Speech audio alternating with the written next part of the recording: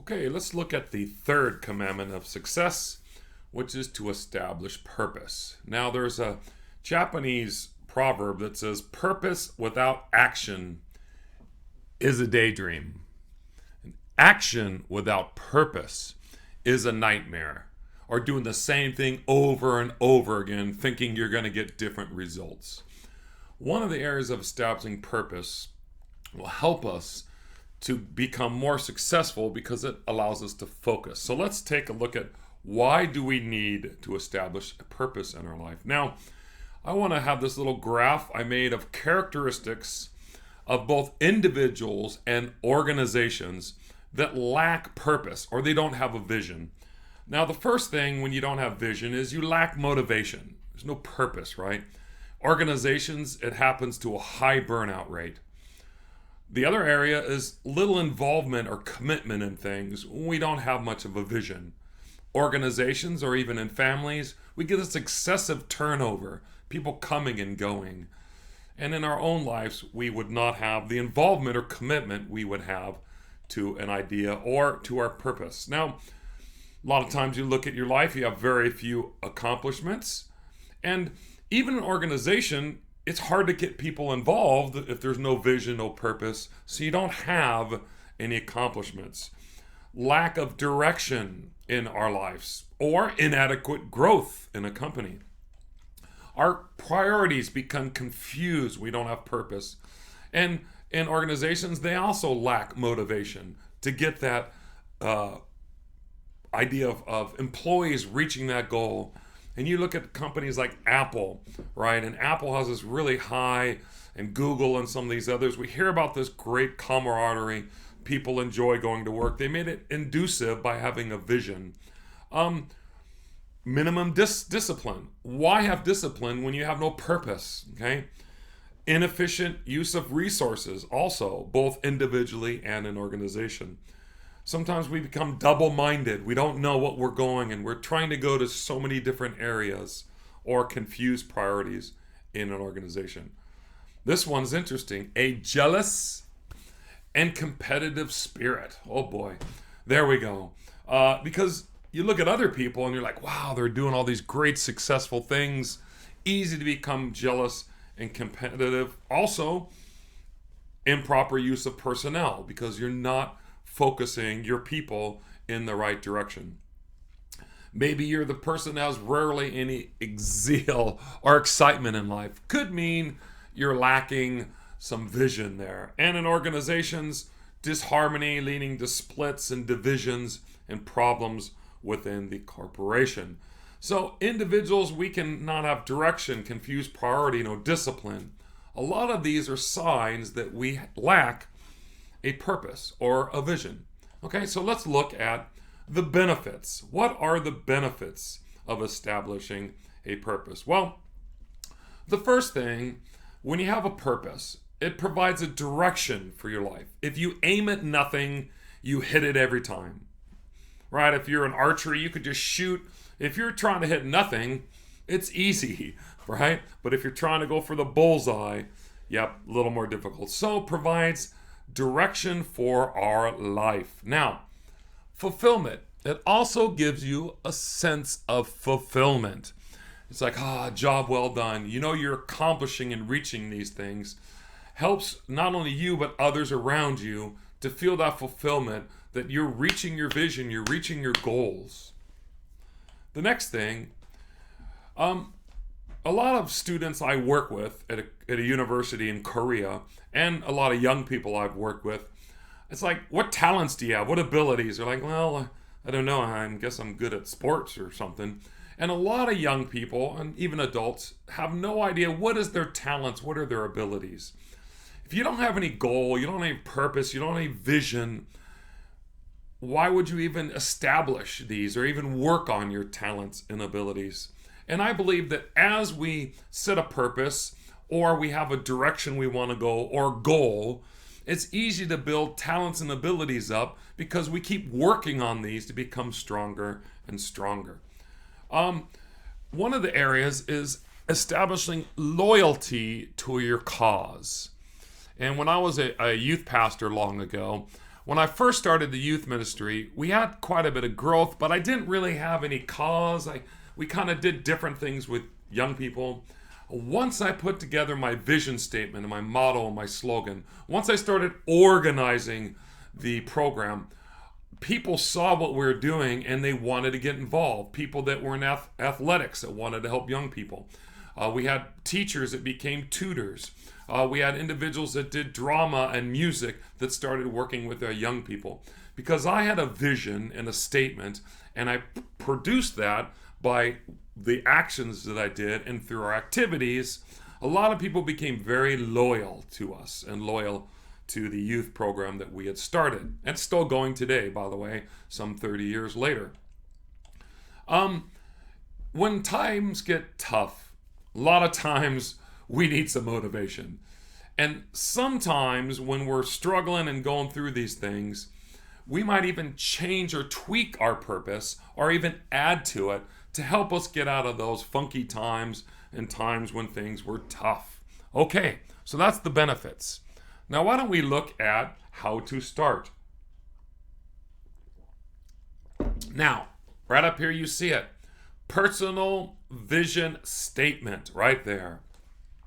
I believe that individuals can have their own personal vision statement, like a mission statement that a company would have, okay, or a nonprofit.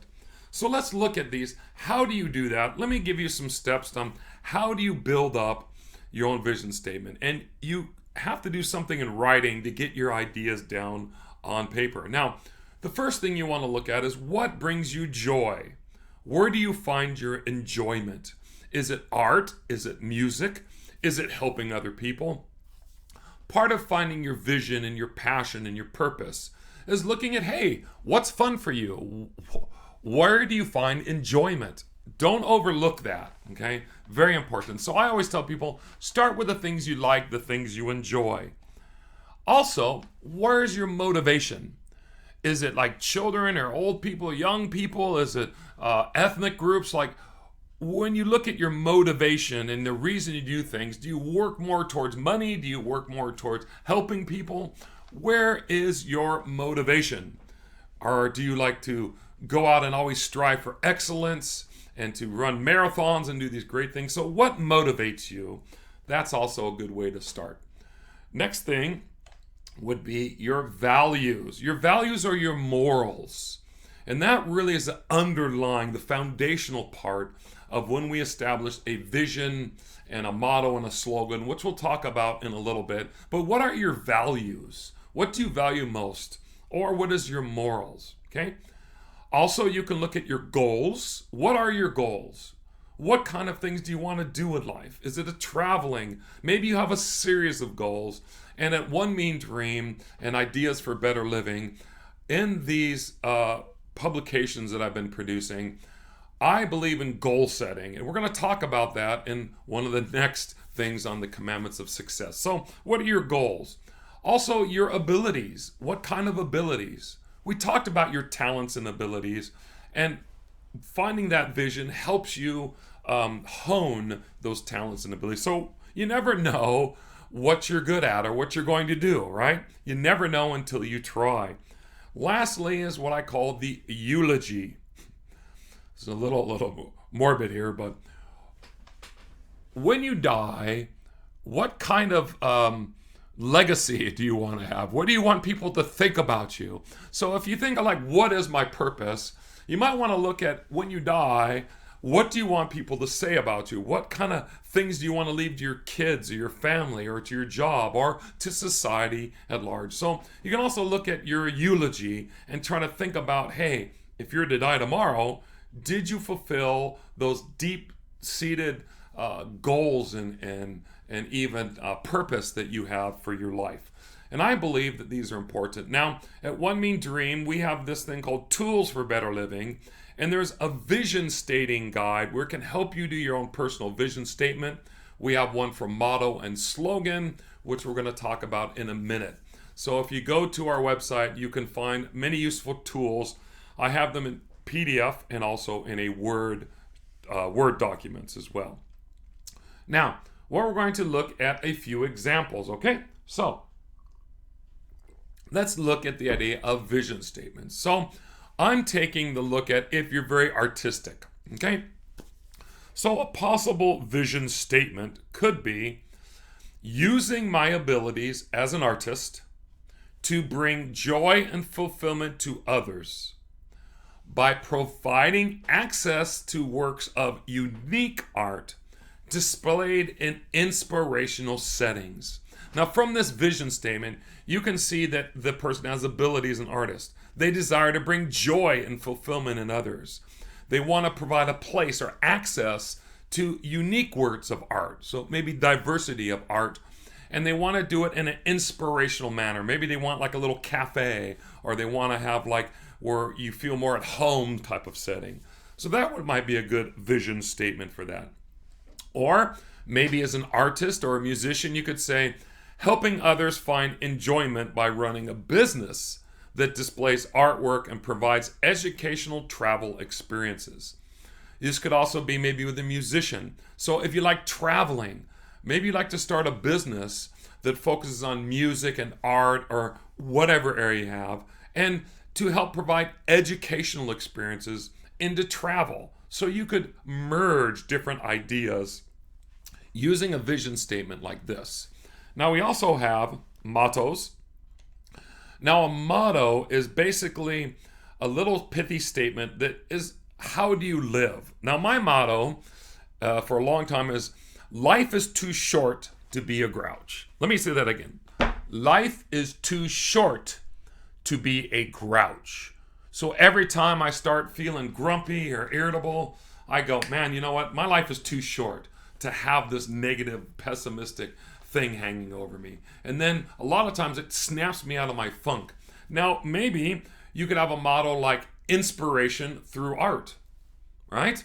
Maybe you're inspiration and you like art. Or live life and enjoy art, right? Or unique art and inspirational people. That would be more like for a business. But your motto can be like safety first. It's something that you have lived by, a little rule of thumb, and usually it's a little statement that you repeat quite a bit. And most people have a motto, but they've never really thought about it and written it out. And we also have at One Mean Dream an area to help you with mottos and slogans and help you to work those through. And we also want to look at the idea of a slogan. Now, a slogan is also a shorter statement that other people can hear about.